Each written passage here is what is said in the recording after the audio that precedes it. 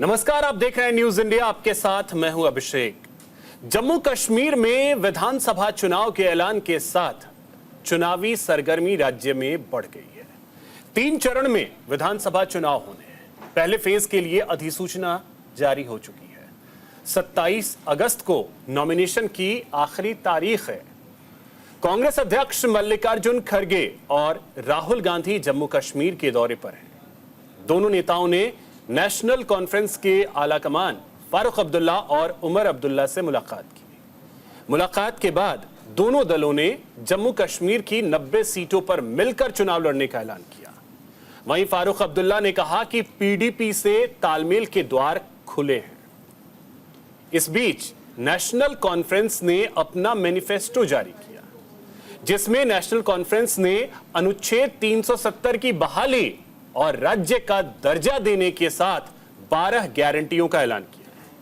वहीं श्रीनगर में राहुल गांधी ने कहा कि जम्मू कश्मीर को राज्य का दर्जा मिलना चाहिए और इसके लोगों के लोकतांत्रिक अधिकार बहाल करना कांग्रेस और इंडिया गठबंधन की प्राथमिकता है। राहुल गांधी ने कहा कि हमारा राष्ट्रीय घोषणा पत्र स्पष्ट है कि जम्मू कश्मीर लद्दाख के लोगों को उनके लोकतांत्रिक अधिकार वापस मिले, यह हमारी प्राथमिकता है। इसके बाद सियासी घमासान शुरू हो गया। नेशनल कॉन्फ्रेंस के 370 बहाली के ऐलान पर बीजेपी ने सवाल खड़े किए। बीजेपी का कहना है कि कांग्रेस अनुच्छेद 370 की बहाली पर अपना रुख साफ करे। क्या कांग्रेस देश के विरोधियों के साथ खड़ी है? क्या कांग्रेस जम्मू कश्मीर के अमन के खिलाफ है? आपको बता दें कि 2019 में मोदी सरकार ने अनुच्छेद 370 को हटाते हुए जम्मू कश्मीर को 2 केंद्र शासित प्रदेशों के तौर पर, जिसमें जम्मू कश्मीर और लद्दाख के तौर पर बांट दिया था। बीजेपी का मानना है कि एक देश एक विधान होना चाहिए। ऐसे में एनसी और कांग्रेस पर बीजेपी का प्रहार किस हद तक जायज है? इंडिया के सवाल में आज चर्चा इसी मुद्दे पर। हमारे साथ एक बड़ा गेस्ट पैनल होगा, उससे पहले कुछ प्रतिक्रियाएं सुनवाते हैं। स्टेट के लोगों को मैसेज देना चाहते हैं कि हमारे लिए जम्मू और कश्मीर के लोगों का रिप्रेजेंटेशन, उनका स्टेटहुड सबसे जरूरी चीज है। हिंदुस्तान की हिस्ट्री में आजादी के बाद बहुत सारी बार यूनियन टेरिटरीज को स्टेट में बदला गया है, मगर एक ही उदाहरण है जब स्टेटहुड छीनकर यूनियन टेरिटरी बनाई गई है। There is no question of common benefit. Our common program is to fight election, to defeat the divisive forces that exist in the country. Sir, आप बोले रेस्टोरेशन ऑफ 373-35A पे national conference जो है आपने हमारा रखेगी, कांग्रेस इसमें ये बताइए साहब, आपके सामने हमारा मैनिफेस्टो है, उसके बाद भी फिर ये सवाल। सर, वही पूछ रहा हूँ, कांग्रेस इसमें आपके साथ है? सुनिए साहब, ये सवाल आप कांग्रेस से पूछिए। हमारा ये है और फर्स्ट ऑब्जेक्टिव हमारा ये है। जो मैनिफेस्टो है उसके बारे में कांग्रेस पार्टी, सोनिया गांधी देश के जनता को बताना चाहिए उनका स्टैंड क्या है। हमारा तरुण चुग जी कल दिल्ली में से ये बताए, बिल्कुल वो सही बात है।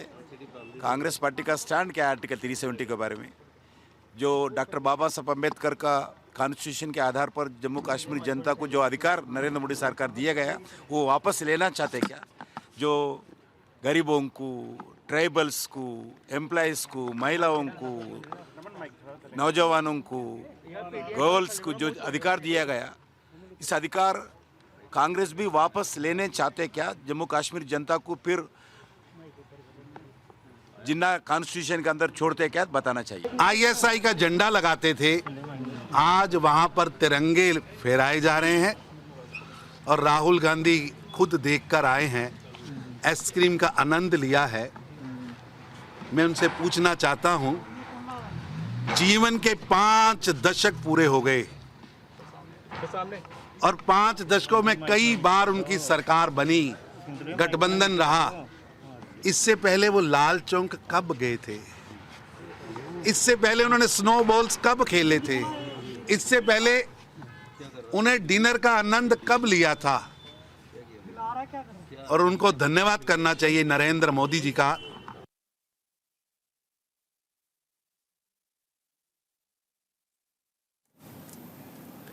तो देखिए, बीजेपी ये पूछ रही है कि क्या राहुल गांधी इससे पहले कब जाकर के वहां पर स्नोफॉल के दौरान बर्फ से खेले थे और कब वो लाल चौक पे जाकर आइसक्रीम खाते नजर आए थे। लेकिन इन सब के बीच एक बड़ा सवाल बीजेपी ये पूछ रही है कि 370 पर कांग्रेस का रुख क्या है, ये भी जरा स्पष्ट करें।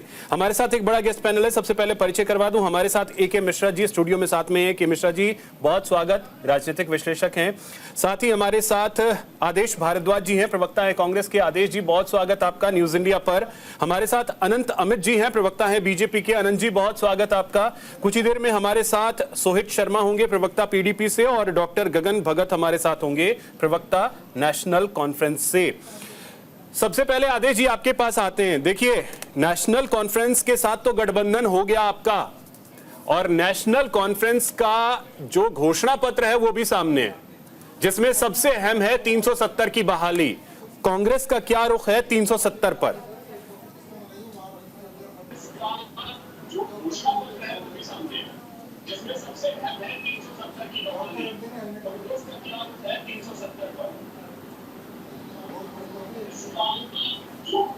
देखिए, मैं बड़े अदब के साथ आपको कहना चाहता हूं कि हमने आजादी के बाद राज्यों को मजबूत किया, अपने फेडरल स्ट्रक्चर को मजबूत किया, और राज्य सरकारों का भरोसा केंद्र सरकार में होता था। भारतीय जनता पार्टी की सरकार जब से केंद्र में बनी, मोदी जी ने राज्यों को कमजोर किया। हम राज्य के लोगों का इकबाल, उनका भरोसा, उनके हित के लिए, वहाँ के नौजवानों के लिए, वहाँ के किसानों के लिए कार्य करेंगे। ये हमारा कार्यक्रम है, और बैठ के मिनिमम प्रोग्राम जो है वो हम बैठ के अपना तय करेंगे, और उसके बाद राज्य के अंदर कांग्रेस के गठबंधन की, इंडिया गठबंधन की सरकार बनेगी, और फिर सुचारू रूप से लोगों की उन्नति और तरक्की होगी। ये हमारा कार्यक्रम है।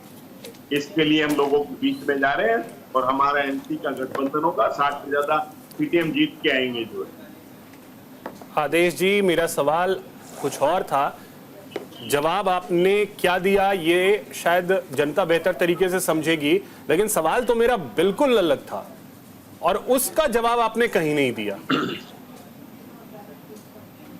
370 के प्रावधान हमने अपने समय के अंदर भी, वहाँ किस तरह से राष्ट्रपति होता था, 2 झंडे लगते थे, समय समय पे उसमें संशोधन किया, पार्लियामेंट के अंदर इसके ऊपर हमने सबने जवाब दिया। जो है 370 आज भी वहाँ पे स्टैंड करती है। 370 स्टैंड करती है, ये बात सच है, लेकिन जो प्रावधान खत्म किए बीजेपी सरकार ने, क्या उन प्रावधानों को बहाल करेगी फिर से कांग्रेस और एनसीपी की सरकार? ये स्पष्ट कीजिए।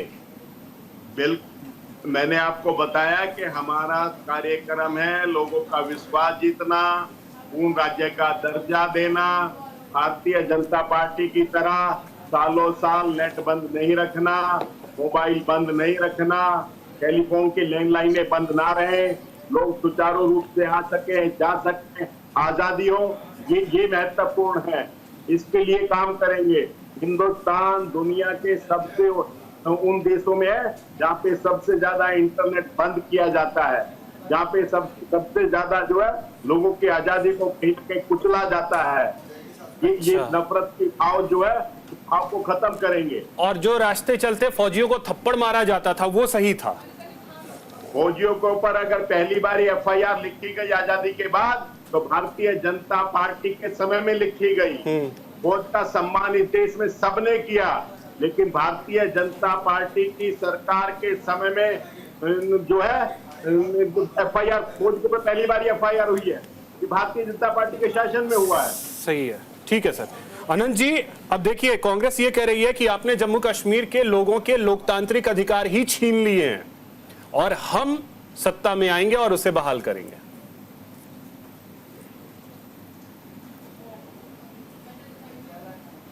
अनंत जी, मैं इनसे पूछना चाहता हूँ। जी बोलिए। कि धारा 370 आप खत्म करेंगे या नहीं। ये भारतीय जनता पार्टी कांग्रेस से पूछना चाहती है, कांग्रेस के गठबंधन से पूछना चाहती है। और जहां तक धारा 370 की बात है, तो अभिषेक जी मैं बताना चाहता हूं कि हमारा शुरू से एक विधान, एक निशान, एक कानून। हम जब पढ़ते थे स्कूल में तो अभिषेक जी आपको याद होता, एक नारा हम लगाते थे, दिल्ली हो या गुवाहाटी, अपना देश अपना माटी। और उसी के साथ हम एक देश एक विधान एक कानून की बात करते हैं। 5 अगस्त 2019 को जिस दिन देश से धारा 370 हटा, पूरे 140 करोड़ देश की आबादी, चाहे वो जम्मू कश्मीर हो, चाहे वो गुवाहाटी हो, तवांग से लेकर कन्याकुमारी तक एक ही लहर थी। और लोग पूरे विश्वास के साथ, हमारा भारतीय जनता पार्टी की स्थापना होने के साथ ही हमने ये संकल्प लिया था कि जम्मू कश्मीर से 370 की धारा को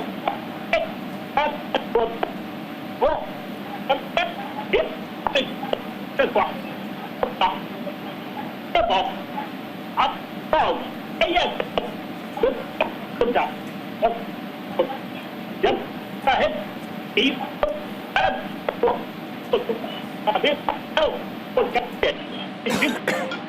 धारा 370 को समाप्त किया है, हम इसका स्वागत करते हैं। तो विश्वास हो जाता है कि अनंत जी इसका म्यूट है, आप उसे अनम्यूट कीजिएगा प्लीज। आदित्य अब बोलिए जी। अभिषेक हाँ। जब सुप्रीम कोर्ट ये कहता है कि 11 दिसंबर 2023 को कि भारत सरकार ने जो धारा 370 हटाने का काम किया, हम उसका स्वागत करते हैं। और हमारे आदेश पर सुप्रीम कोर्ट की जब मुहर लगती है तो पूरे देश में एक खुशी की लहर दौड़ती है। और हमें विश्वास होता है कि हमने जो पार्टी बनाया था, जो प्रण लिया था और हमने जो निर्णय किया है, सुप्रीम कोर्ट भी हमारे साथ है, यानी कि हमने सही निर्णय लिया है। लेकिन अनंत जी अब तो वो ये कह रहे हैं कि हम बहाल करेंगे 370। हम तो पूछ रहे हैं मित्र, हम अभिषेक जी आपके मार्फत पूछना चाहते हैं अपने मित्र से, आप कह दीजिए इस हमारे चैनल के माध्यम से कि हम सरकार में आएंगे और धारा 370 खत्म करेंगे। इनसे पूछिए, अगर इनमें नहीं खत्म तो आपने कर दिया, वो बहाल करने की बात कर रहे हैं। बहाल वही बहाल करने की बात कर रहे हैं। आप इनसे पूछिए ये बहाल करेंगे। आज 90 विधानसभा के सीट पे चुनाव होने वाले हैं अभिषेक जी। 4 अक्टूबर को परिणाम आएगा और मैं दावे के साथ कह रहा हूं कि भारतीय जनता पार्टी की पूर्ण बहुमत की सरकार होगी। और जिस तरीके से विगत 10 वर्षों में केंद्र में नरेंद्र मोदी जी के नेतृत्व में जिस तरीके से जम्मू कश्मीर के युवाओं के लिए जिस तरीके से काम किया है, हमने वहां के लोगों के लिए काम किया है, उसके आधार पर हम वोट मांगने जा रहे हैं। हम काम पे वोट मांगते हैं, हम बेवजह पे वोट नहीं मांगते। हमने 5 वर्षों में जब से 370 खत्म हुआ है तब से मैं आपको बताना चाहता हूं कि हमने 2 नए एम्स लेकर आए हैं, हम 5 महिलाओं के लिए ट्रेनिंग इंस्टीट्यूट लेकर आए हैं, हमने 5 नए मेडिकल कॉलेज खोले हैं। हमने इस तरह के विकास की कई गाथाएं वहां पे गढ़ी है और हमें पूर्ण विश्वास है कि इसी काम के आधार पर। AK मिश्रा जी अब आपके पास आ रहे हैं। जम्मू कश्मीर का चुनाव कई मायनों में अहम है और पूरे देश नहीं बल्कि कई पड़ोसी और पूरी दुनिया की निगाहें इस चुनाव पर होंगी। नेशनल कॉन्फ्रेंस के साथ कांग्रेस का आना और PDP से यह कहा जा रहा है कि हम बातचीत करने की कोशिश करेंगे। अगर PDP भी साथ आ जाए तो फिर इस चुनाव को आप किस तरीके से देखते हैं? बीजेपी के लिए यहां क्या चुनौतियां और 370 बहाली को लेकर के अगर NC क्लियर कह रही है कि बहाल करेंगे तो फिर कांग्रेस के लिए बाकी जगह क्या मुश्किल? नहीं देखिए, बात बीजेपी कांग्रेस की होती तो दूसरी है। धारा 370 बीजेपी कांग्रेस ने राष्ट्र के लिए फायदेमंद या नुकसानदायक है, ये इंपॉर्टेंट है। तो कॉन्सेप्ट बेस पे आप समझ लीजिए, कोई भी पार्टी जो ये बोल रही है कि हम आएंगे 370 बहाल करेंगे, खुदा का लाख लाख शुक्र है कि वो लोग जो पहले बोलते थे कि कश्मीर एक अलग आजाद मुल्क बनेगा और है, घुटनों पे आके नाक रगड़ के आज बोल रहे हैं, भीख मांग रहे हैं कि एक अलग तरीके से एक राज्य बना दीजिए, स्वतंत्र राज्य बना दीजिए। जो अलग राष्ट्र बनाने की बात करते थे, कश्मीर को भारत से अलग करके नाक रगड़ के भीख मांग करके बोल रहे हैं कि भाई राज्य की स्वतंत्रता स्थापित करिए। तो ये घुटनों पे आए हैं, तो बधाई इसके लिए सरकार को। दूसरी इंपॉर्टेंट चीज जो ये बोल रहे थे ना, एक कांग्रेस के नेता, पता ना हमने ये किया जी, हमने वो, अरे आपने क्या किया? घंटा किया। मैं आपको बताता हूं, सारे फिल्मों की शूटिंग कश्मीर में होती थी, सारी शूटिंग बंद हो गई। घाटी पंडितों से खाली, सुन लीजिए, बीच में मत बोलिए। घाटी की आधी जनसंख्या एक कल्चरल, ये बोलते हैं कि कल्चरल यूनिटी को, गंगा जमुनी तहजीब को हम मेंटेन करते हैं। गंगा को भी भगा दिया, जमुना को भी भगा दिया वहां से, मतलब पूरे हिंदुओं को भगा दिया। मैं क्या क्या बताऊं, सारा टूरिज्म खत्म, सारा एजुकेशन, कौन सा स्कूल वहां पे खुला था, बच्चे स्कूल नहीं जाते थे, अराजकता फैली हुई थी, पत्थरबाजी होती थी, दुकानें नहीं खुलती थी, 6 महीने बंद रहता था घाटी जो है। कौन सा विकास आपने किया और क्या विकास कर देंगे, आपकी मानसिकता ये है। धारा 370 बहाल नहीं होगी। चुनाव भारत का आंतरिक मामला है, कोई भी जीते और कोई भी हारे। रही बात स्वतंत्र राज्य बनाने की, तो अभी भी कश्मीर में कोई नेता, कोई पार्टी इतना योग्य नहीं है जो अकेले दम पे वो कश्मीर को हैंडल कर सके और भारत की एकता और अखंडता को मेंटेन करके रख सके। तो जब तक यह विश्वास नहीं हो जाता, वहां के नेताओं का हृदय परिवर्तन नहीं हो जाता कि वो कश्मीर में कुछ उपद्रव नहीं करेंगे, तब तक कोई भी परिवर्तन नहीं होगा। स्वतंत्र राज्य का दर्जा भी नहीं दिया जाएगा। कि चुनाव जीत के इन्होंने फिर से वहां पे नंगाई शुरू कर दी। तो शांत रहिए, त्याग करना इन लोगों को आता नहीं है। ये नहीं बोले भाई अगर कर्फ्यू लग गया 6 महीने के लिए तो कौन सी बहुत बड़ी बात हो गई, आप मुझे बताइए ना। तो राहुल गांधी तो कह रहे हैं कि सारे लोकतांत्रिक अधिकार छीन लिए गए। दधीच का देश है, यहाँ खुद त्याग कर देते हैं। तो आप काम ऐसा करें कि कर्फ्यू ना लगे। अगर आप त्याग कर देते हैं बुरी चीजों का, बुरी आदतों का, बुरे व्यवहार का, कश्मीर में पत्थरबाजों को बोलिए ना त्याग करिए और राष्ट्र भावना से ओतप्रोत होइए। काहे की कर्फ्यू की जरूरत, काहे की पुलिस और सेना की जरूरत। लेकिन अगर आप प्रेम की भाषा नहीं समझते हो तो अस्त्र और शस्त्र दोनों है, उंगली टेढ़ी करनी भी आती है। तो ये ख्वाब देखना भूल जाइए। और भारत का हिस्सा था। एक और लाइन, कांग्रेस को पीछे जाके गलतियां सुधारने का अगर इतना शौक है ना, थोड़ा और पीछे जाके पाकिस्तान और बांग्लादेश को मिलाने की बात करें, तब मैं मानूंगा कितना राष्ट्र प्रेम है। मिलाएंगे, वो इतिहास की वो गलती आप सुधारेंगे। 370 को सुधारने चले हैं, भारत के बंटवारा को सुधारेंगे। है हिम्मत आपकी बोलने की? ठीक है, सोहित शर्मा जी हमारे साथ हैं, प्रवक्ता हैं पीडीपी के। सोहित जी बहुत स्वागत आपका न्यूज इंडिया पर। धन्यवाद जी। सोहित जी, जम्मू कश्मीर में चुनाव अनाउंस हो गए हैं, अब कांग्रेस और एनसी का गठबंधन हो गया है। एनसी से प्रतिक्रिया आई कि आप लोगों से भी बात की जा रही है, आप लोग गठबंधन का हिस्सा बनेंगे? देखो ये तो वक्त आने पर पता चल जाएगा कि क्या करना है, लेकिन पीडीपी अपनी पूरी तैयारी पे है और हमारे दिन प्रतिदिन एमएलए की जो असेंबली के कॉन्स्टिट्यूएंसी इंचार्ज है उनकी लिस्ट पे लिस्ट निकलती जा रही है। तो ये तो अब हमारी हाईकमान फैसला लेगी इस चीज पे कि आगे क्या करना है, लेकिन हम अपनी तरफ से हर कॉन्स्टिट्यूएंसी में अपनी तैयारी पूरी रखी हुई है। तो एनसी ने जो ये कहा है कि हम 370 बहाल करेंगे, पीडीपी भी क्या 370 के फेवर में है कि वो बहाल होना चाहिए? देखो बात ऐसी है, 370 हमारा अधिकार है, हमारा स्टेट सब्जेक्ट हमारा अधिकार है, हमारा लैंड सेव एक्ट हमारा अधिकार है। अभी मैं AK मिश्रा साहब की बात सुन रहा था कि जिस तरह से ये बात करे तो मुझे तो ऐसे लग रहा था कि जब से देश आजाद हुआ, जब तब से हम जम्मू कश्मीर भारत के साथ जुड़ा, तब से हम सब हिंदुस्तानी हैं।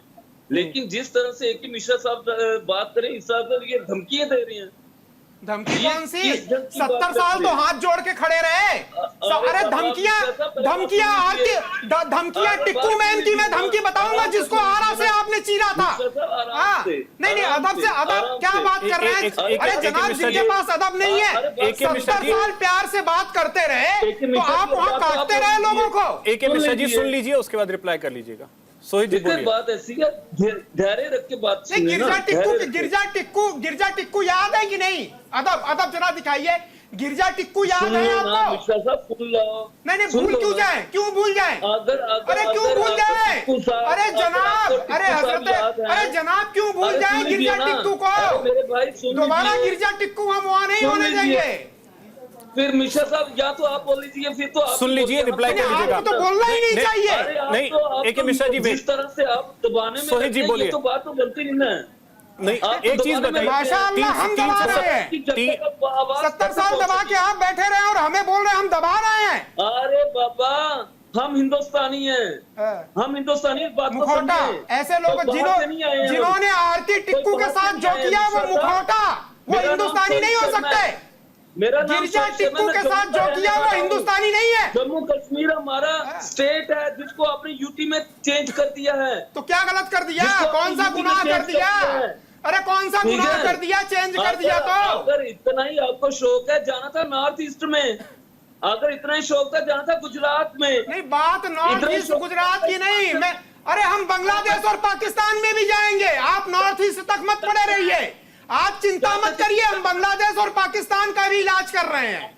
साहब, आपने हिंदुस्तान को तो देखिए, आप पाकिस्तान और बांग्लादेश में चले गए हैं। अरे आटे के लिए तरस रहे हैं साहब, आटे के लिए चले जाओ पाकिस्तान रहो ना।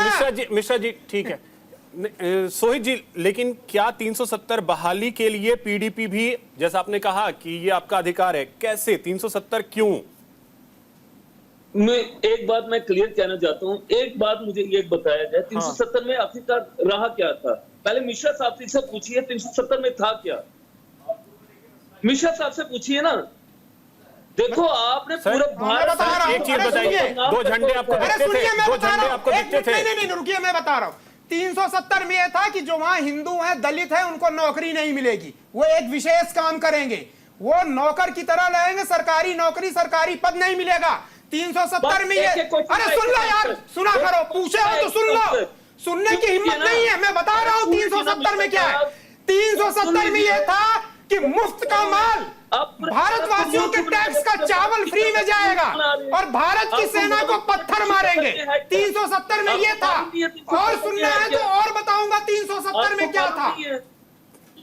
ठीक है सर, एक छोटे से ब्रेक के लिए, एक छोटे से ब्रेक के लिए मुझे रुकना है, जल्द लौटते हैं। छोटे से ब्रेक के लिए रुक रहे हैं।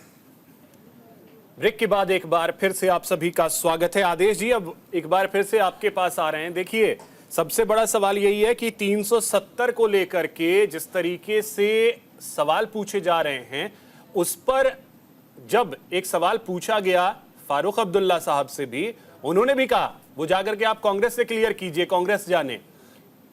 तो आप लोग भी तो क्लियर कीजिए। उन्होंने तो क्लियर कर दिया कि हम तो बहाल करेंगे, तो आप लोग तो क्लियर कीजिए। हमारा बैठ के कॉमन मिनिमम प्रोग्राम बनेगा। हमारा दायित्व ऐसा नहीं है जैसे मिश्रा जी अपना वक्तव्य यहाँ पे रख रहे थे। एक बहुत ही खूबसूरत शायर ने 2 पंक्तियां कही, मैं उन पंक्तियों को आपने सामने पढ़ना चाहता हूँ कि भारतीय जनता पार्टी की करनी और कथनी में जो अंतर है वो सारे देश के लोगों ने देख लिया है। वो सारे देश के लोग उसको भाप चुके हैं कि प्रधानमंत्री जो कहते हैं वो करते नहीं है, उनके विपरीत करते हैं। इसलिए उस शायर की 2 पंक्तियां कहना चाहता हूँ कि एक जैसी दिखती हैं माचिस की वो तिल्लियां, एक जैसी दिखती हैं माचिस की वो तिल्लियां, कुछ ने दीपक जलाए और कुछ ने घर। ये मिश्रा जी का काम और भारतीय जनता पार्टी के लोगों का काम कहीं ना कहीं लोगों के दिलों में नफरत फैलाना, लोगों के भाईचारे को खत्म करना, इस देश की गंगा जमुना तहजीब को नष्ट करना, ये भारत की परंपरा नहीं है, ये भारत के हिंदुओं की सोच नहीं है। श्रीनगर कश्मीर में आग लगा के बैठे रहे, सेना का अपमान करवाते रहे। एक मिश्रा जी सुन लीजिए रिप्लाई। मिश्रा जी नहीं, हिंदुस्तान के लोग वाकिफ हैं, नहीं चाहते, वो चाहते हैं भाईचारा। अभी तक अंधेरे में थे, आपकी सरकार ने रखा था, अब वाकिफ हो गए हैं, जवाब मिल रहा है। मिश्रा जी 240 पे सिमट गए। आदेश जी, लेकिन एक चीज मुझे बताइए आदेश जी, परिणाम है इस देश के। आदेश जी, चलने वाला खानदान सड़कों पे पैदल चलने लगा है, भारत को समझने लगा है। मिश्रा जी, समझने की कोशिश कर रहा है। जो महात्मा गांधी जी ने आजादी से पहले किया, कहाँ महात्मा गांधी की तुलना आप आज के अपने नेताओं से कर रहे हैं? कहाँ महात्मा गांधी, कहाँ आज की कांग्रेस, क्या बात कर रहे हैं? पार्टी के तमाम नेता, कहाँ महात्मा गांधी कांग्रेस में थे?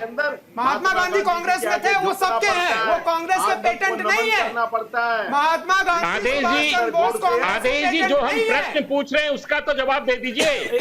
आदेश जी, एक चीज आपने कहा कि जो कथनी और करनी में अंतर, ठीक है आपके हिसाब से, लेकिन बीजेपी का ये एजेंडा था कि राम मंदिर का निर्माण होना चाहिए, राम मंदिर का निर्माण हुआ। बीजेपी का ये एजेंडा था 370 खत्म होना चाहिए, 370 खत्म हुआ। तो फिर इसमें कथनी करनी में अंतर कहां है?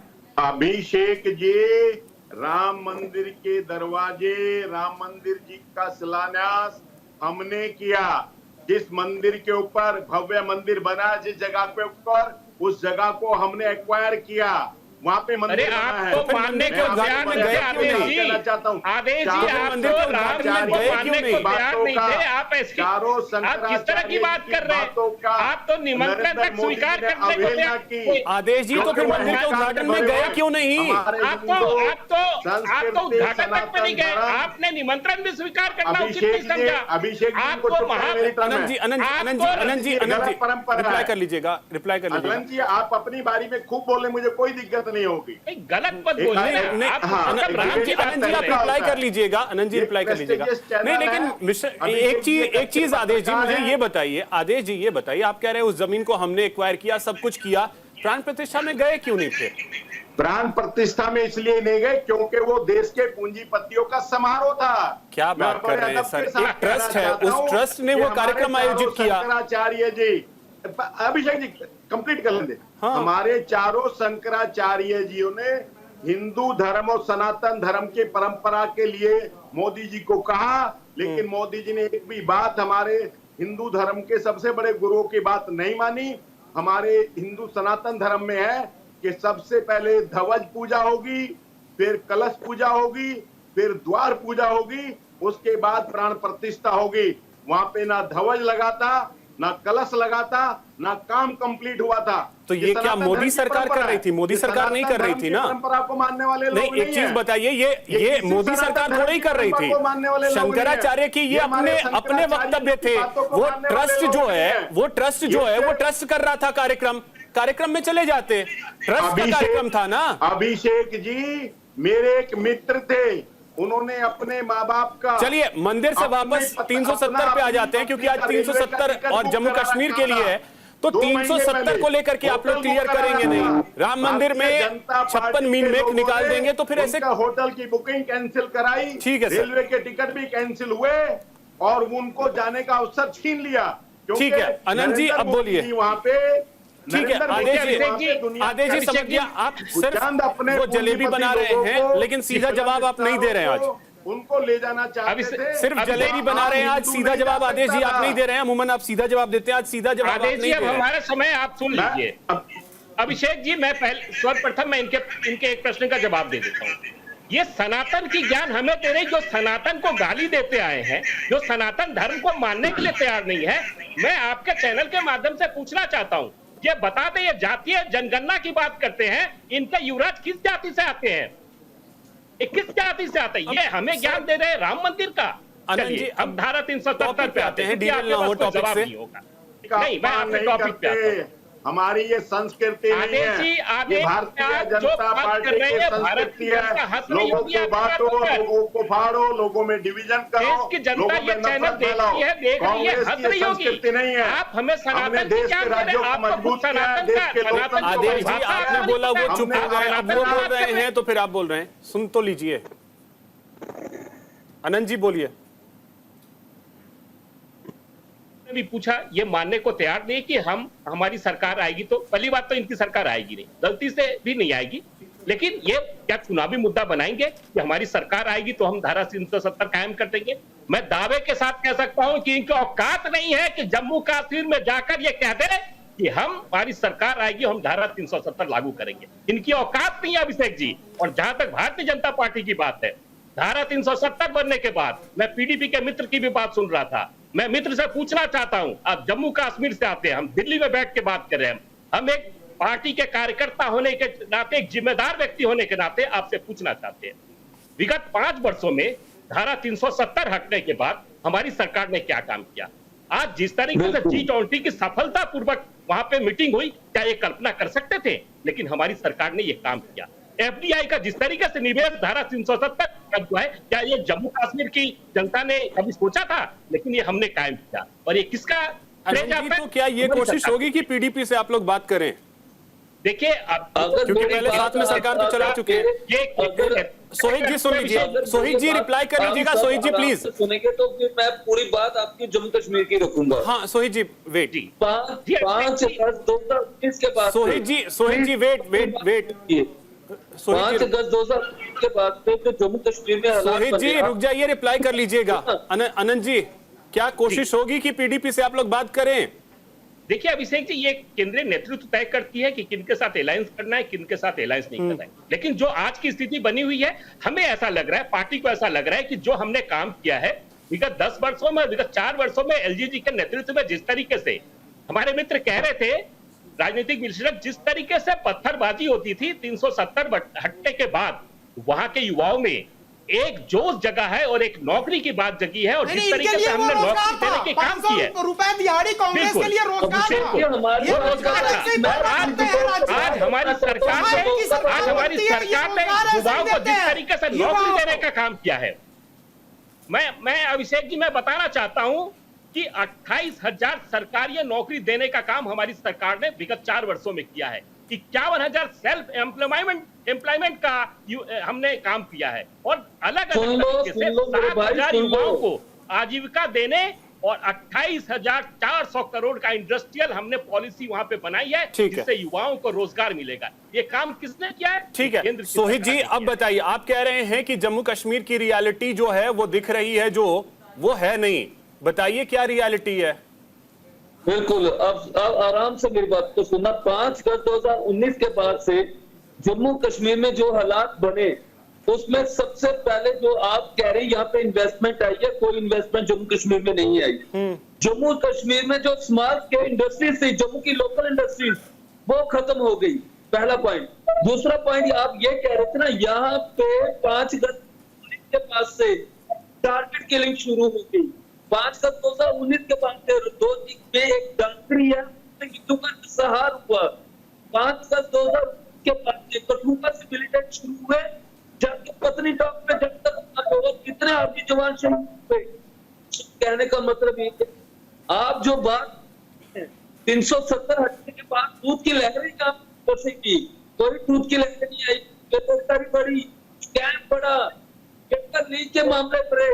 जी, कम से कम ये तो अच्छा लगा कि आप जवानों की चिंता कर रहे हैं, नहीं तो हमें याद है वो तस्वीर कि किस तरीके से हमारे जवान क्रॉस कर रहे होते थे, उनके गालों पर थप्पड़ मारा करते थे, उनके ऊपर पत्थर बरसाए जाते थे।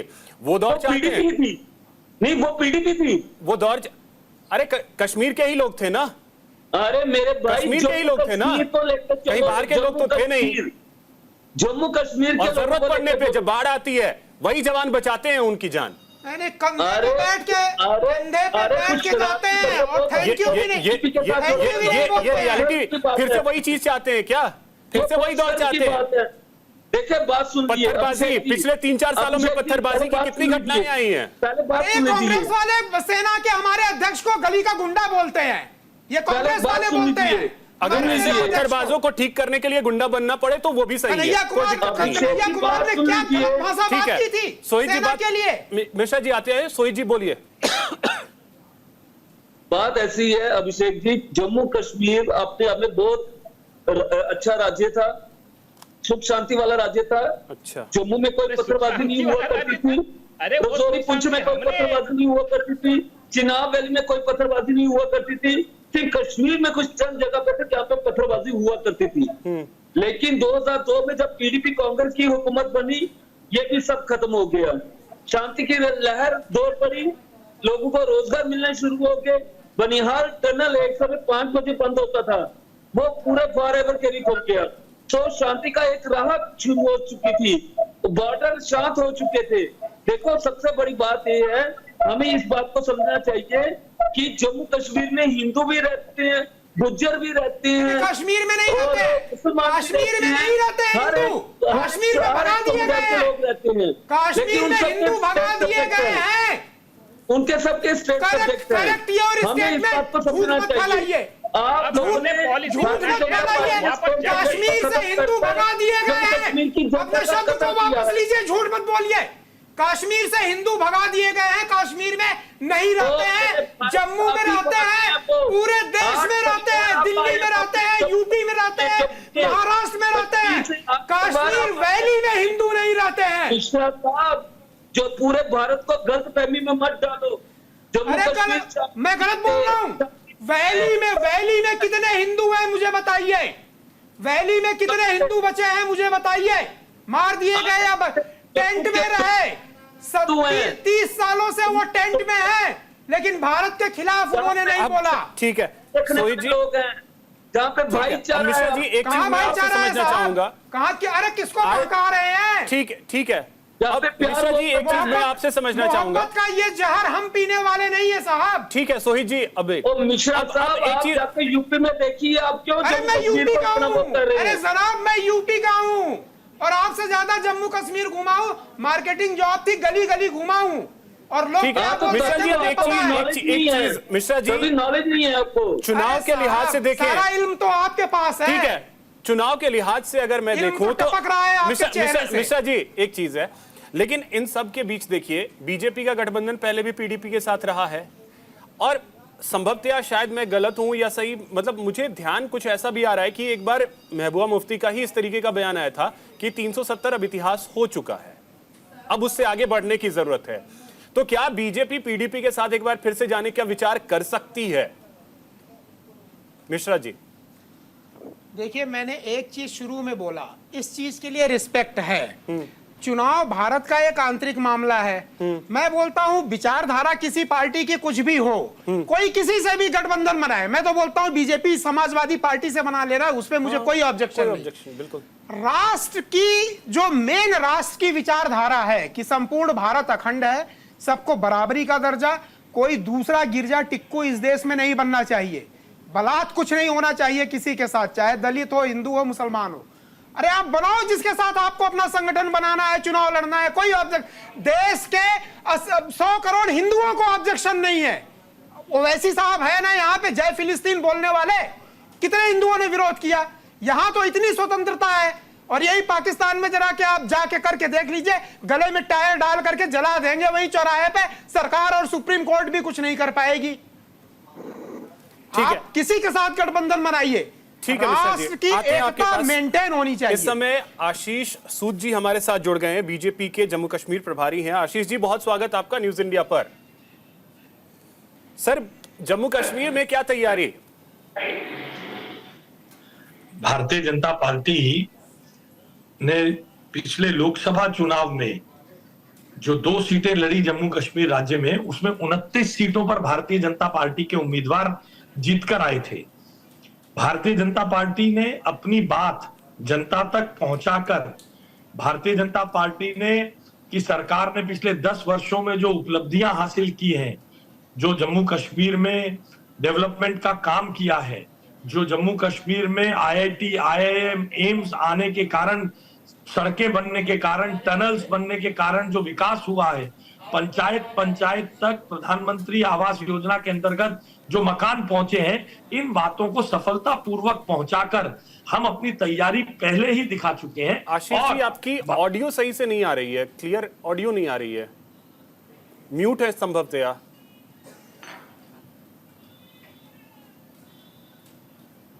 नहीं साहब, मेरे पास से तो हाँ अब आ रही है सर, बोलिए। मेरा ये कहना है कि भारतीय जनता पार्टी ने पिछले चुनावों में जो लोकसभा के चुनाव हुए, जो लोकसभा सीटें लड़ी, उसमें हम 29 सीटों पर विजय प्राप्त करके आए। वो 29 सीटों पर विजय हमारे प्रधानमंत्री जी और भारतीय जनता पार्टी की सरकार की उपलब्धियों के कारण, सड़क के क्षेत्र में, टनल्स के क्षेत्र में, प्रधानमंत्री आवास योजना के क्षेत्र में, युवाओं के लिए एम्स, IIT और IIM द्वारा उनकी एस्पिरेशंस को पूरा करने के क्षेत्र के कारण ये उपलब्धि हुई है।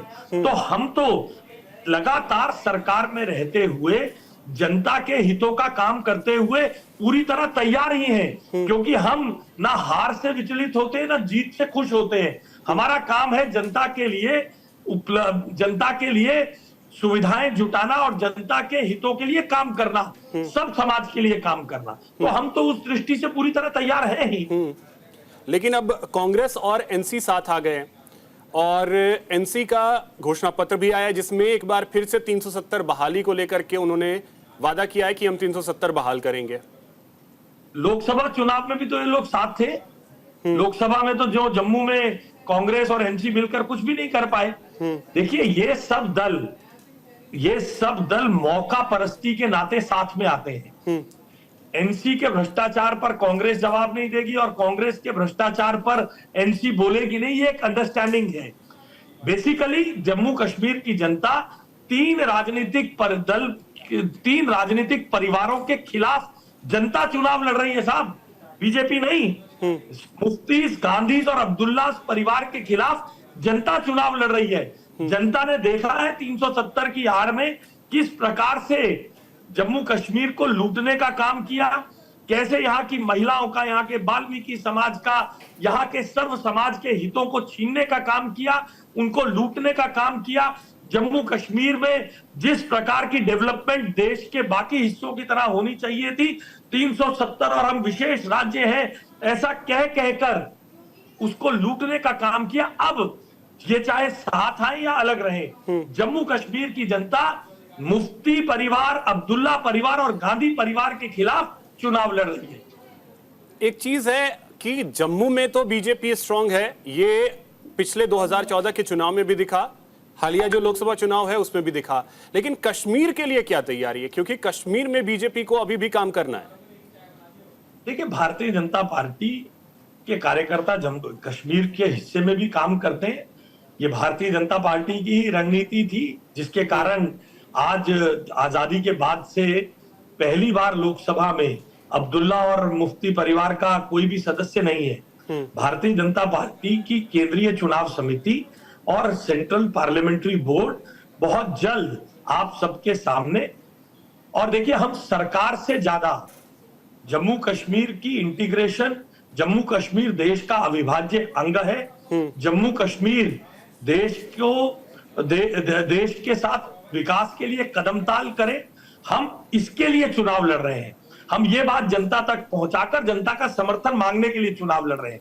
मुख्यमंत्री कौन होगा, सरकार क्या होगी, हमारे लिए जब हम लगातार स्वर्गीय प्रेमनाथ डोगरा जी चुनाव हारते थे, तब भी एक देश में एक राज्य, एक देश में एक विधान, एक निशान के मुद्दे पर ही चुनाव लड़ते थे, लगातार हारते थे मगर विचलित नहीं होते थे। आज भी सरकार, नो सरकार, मुख्यमंत्री नो मुख्यमंत्री, हमारे लिए ये एजेंडा ही नहीं है।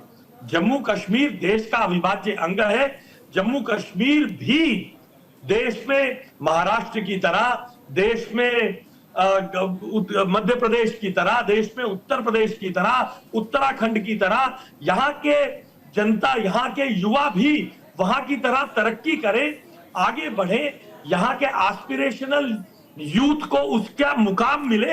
ये चुनाव उसके लिए है साहब। ठीक है, चलिए बहुत शुक्रिया आशीष जी हमारे साथ जुड़ने के लिए और बातचीत करने के लिए। अब मिश्रा जी आपके पास आ रहे हैं और क्लोजिंग कमेंट की तरफ बढ़ेंगे। जम्मू कश्मीर का इस बार चुनाव बहुत ऐतिहासिक होने जा रहा है, ये तो कम से कम तय मान करके चलें। बिल्कुल, देखिए ऐतिहासिक हो रहा है और इसमें दो चीजें हैं। जो जम्मू कश्मीर में वहाँ की पार्टियां हैं, मैं तो उनको भी बधाई देता हूं भाई, उनके लिए मौका है, नई व्यवस्था है, आप अपने आप को साबित करिए। बिल्कुल, जो चुनाव जीतेगा इसका मतलब है उसने जम्मू कश्मीर के लोगों का दिल जीत लिया। ये केवल चुनाव जीतने की बात नहीं है, ये दिल जीतने की बात है। एक बड़ी इंपॉर्टेंट चीज जो अभी बीजेपी के नेता नहीं बता पाए कि भाई जम्मू में चलिए बीजेपी काम कर रही है, कश्मीर में क्या कर रही है, ऐसा नहीं है। कश्मीर में भी इन्होंने बहुत काम किया है। आज कश्मीरी युवा, कश्मीर के जो वहां के रहने वाले हैं, उन्होंने जब विकास देखा ना, उनका सिकारा फिर से चलने लगा। टूरिज्म इतना रिकॉर्ड आया कि कभी आया ही नहीं था, इन्वेस्टमेंट इतना आया, तो उनको भी समझ में आने लगा है कि कौन काम का है, कौन नाम का है। विपक्ष में ज्यादातर पार्टियां नाम की हैं, नाम वाले हैं, काम वाले नहीं है। ठीक है, तो काम और नाम में फर्क समझ में आ रहा है। अनंत जी, कश्मीर में चुनौतियां अभी भी हैं कुछ, और जिस तरीके से हमारे आशीष सूद साहब कह रहे थे, हमने कश्मीर में भी बहुत सारे काम किए हैं, और जिस तरीके से मिश्रा जी कह रहे थे, निश्चित तौर पे युवाओं के लिए एक नया अवसर लेकर आए हैं, और युवाओं में जिस तरीके से उत्साह है, अभी मैं लास्ट वीक कश्मीर में था, तो वहां के युवाओं में जिस तरीके से उत्साह है वो देखते बन रहा है। और हमें पूर्ण विश्वास है कि जम्मू की तरह ही पिछले विधानसभा में हमें 29 सीट मिले थे, इस बार हम बहुमत के पार होंगे और हमारी सरकार बनेगी, और कश्मीर के सहयोग से बनेगी, वहां के युवाओं के सहयोग से बनेगी, वहां के दलित के सहयोग से बनेगी, वहां के ओबीसी के समाज के सहयोग से, वहां के ब्राह्मणों के सहयोग से बनेगी, और भारतीय जनता पार्टी की सरकार बनेगी। ठीक है आदेश जी, जम्मू कश्मीर में माने या ना माने, कांग्रेस के लिए भी बहुत सारी चुनौतियां हैं। अभिषेक जी, इन्होंने पूरे देश में लोगों के साथ अत्याचार किया है, लोगों को ठगने का प्रयास किया है। इन्होंने सिर्फ अडानी, अंबानी, 2-3 घरानों के लिए काम किया है। इनको अयोध्या के लोगों ने सबक सिखाया, इनको हिंदुस्तान के और लोगों ने सबक सिखाया, इनको जगह जगह सबक सिखाए जा रहे हैं। और अरे आदेश जी, शर्म करिए। कहा देश की जनता देख रही है आपको। 52 साल देश का तिरंगा नहीं फहराया, वो आज राष्ट्रपति बनने का चोला पहन रहे हैं। हर देशवासी जानता है। तो सर 60-65 साल तो तिरंगा कश्मीर में भी नहीं लहराता था। 60-65 साल तो कश्मीर में भी तिरंगा नहीं लहराता था, इसका भी तो दुख था। चलिए, वक्त इतना ही है मेरे पास। बहुत शुक्रिया आप सभी का हमारे साथ जुड़ने के लिए, इस चर्चा में शामिल होने के लिए। तो एक चीज तय मान करके चलिए कि जम्मू कश्मीर का इस बार का चुनाव बहुत ही ऐतिहासिक है, क्योंकि 370 हटने के बाद ये पहला चुनाव होने जा रहा है। जीत किससे मिलेगी, हार किससे मिलेगी, ये वक्त बताएगा। लेकिन जम्मू कश्मीर के लोगों की भागीदारी बढ़ी है लोकसभा चुनाव में, विधानसभा चुनाव में भी बढ़ेगी, इसकी उम्मीद हम जरूर करेंगे। फिलहाल इतना ही, नमस्कार।